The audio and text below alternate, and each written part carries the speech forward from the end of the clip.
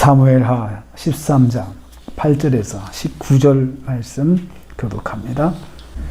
오늘 말씀은 다윗의 아들 암논이 이복 동생 다말을 성폭행하고 모욕하는 것을 내용을 하고 있습니다. 참으로 입에 담기 어려운 일들을 다윗의 자녀들이 왕궁에서 행하고, 참 다윗의 자녀들에게 이런 일이 일어나는 것을 성경에서 보고 있습니다. 암논은 다말을 속여서 성폭행을 하였습니다. 8절에서 12절 말씀입니다. 아버지 다윗의 명령에 순종하여 다말이 암논을 수발하러 왔습니다. 다말의 의도는 참 선한 의도죠. 아버지 말씀 순종해서, 내키진 않지만 아버지가 하라고 하니까 그대로 한 거죠. 암논은 다말의 선한 마음을 이용하여 다말을 유인하는 데 성공했습니다. 암논은 환자인 자신을 섬기기 위해서 다가온 다말을 성폭행하였습니다.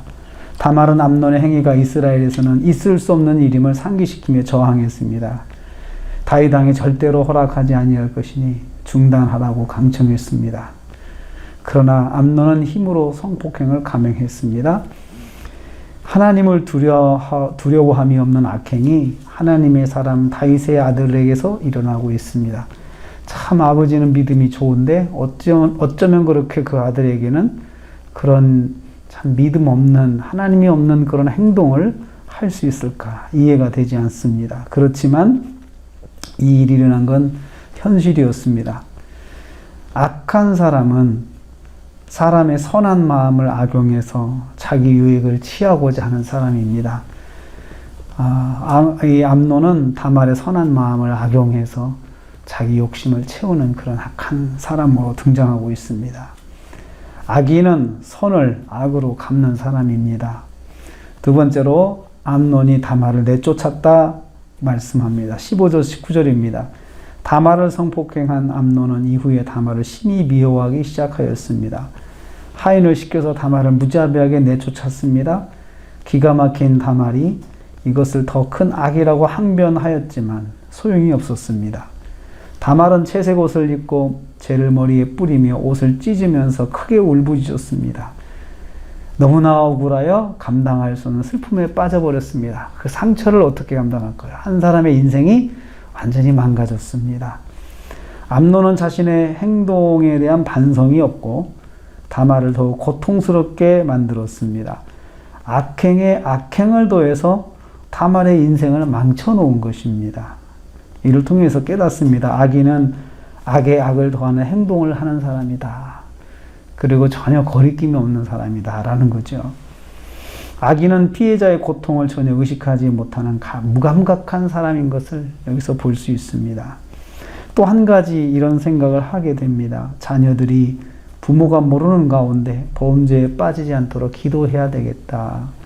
부모가 아무리 기도를 많이 해도, 아무리 믿음 생활을 살아도 자녀들이 그렇게 정말 생각을 잘못해서 범죄 가운데 있으면 그 부모로서는 감당할 수 없는 고통이 되지 않겠습니까? 그래서 사랑하는 자녀들이 우리가 보지 않는 가운데 이제는 다 성년이 돼서 어떻게 이래라 저래라 할 수도 없잖아요. 그렇지만 죄 가운데 거하지 않도록 우리가 항상 기도로 도와야 되겠다라는 생각이 듭니다.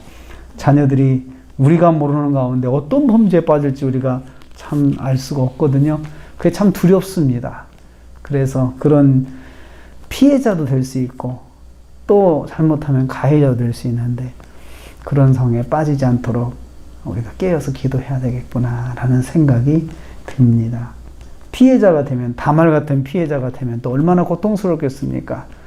또 암논 같은 가해자가 됐다고 해도 또 얼마나 더 고통스럽습니까? 어쩌면 그런 행동을 할 수가 있냐라고 자녀에게 호소해도 이미 때는 늦는 것이고, 그래서 미리 좀 기도하고 깨어 있어야 되겠구나 라는 생각이 듭니다. 오늘도 우리가 하루를 시작합니다. 정말 악인이 가까이 하지 않는 삶이 되기를 원합니다.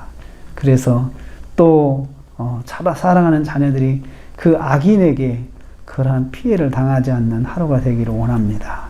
그래서 이렇게 기도해서 오늘 하루도 주님 안에 승리하시는 저와 여러분 되시기를 주님의 이름으로 축복합니다. 기도하겠습니다. 하나님 감사합니다.